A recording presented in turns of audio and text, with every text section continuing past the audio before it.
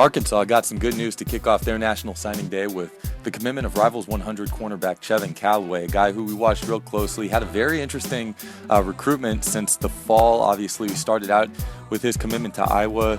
Some things fell through there in terms of their attitude towards him taking some visits, one of which being to Arkansas, where, he always just had a really good feeling with that coaching staff. He saw a good opportunity to get on the field and play early there. Obviously, we look at their recruiting class now. They have a lot of defensive backs in this class, but Chevin Calloway fits right in, according to our rankings, as the best in that group at the cornerback position. So, a guy that we've seen at a number of events. I've seen it at a couple of games this past season, and really just been impressed with the way that he's able to, get up on the line, get a punch, get a jam, and turn and run with receivers and match him step for step. Just an excellent cover corner. And maybe not that elite speed that you see some other guys have, but he does a really good job of ball hawking.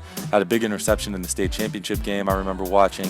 And just a guy that's been really impressive with his attitude towards the game and the way that he approaches it, and somebody that I've really enjoyed watching play.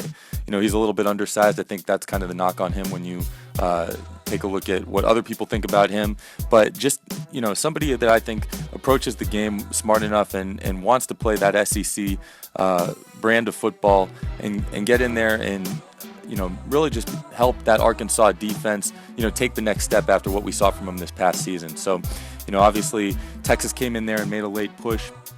Ole Miss was in the picture for a little while. They sort of fell out of favor with some of the staff changes that they made in the offseason.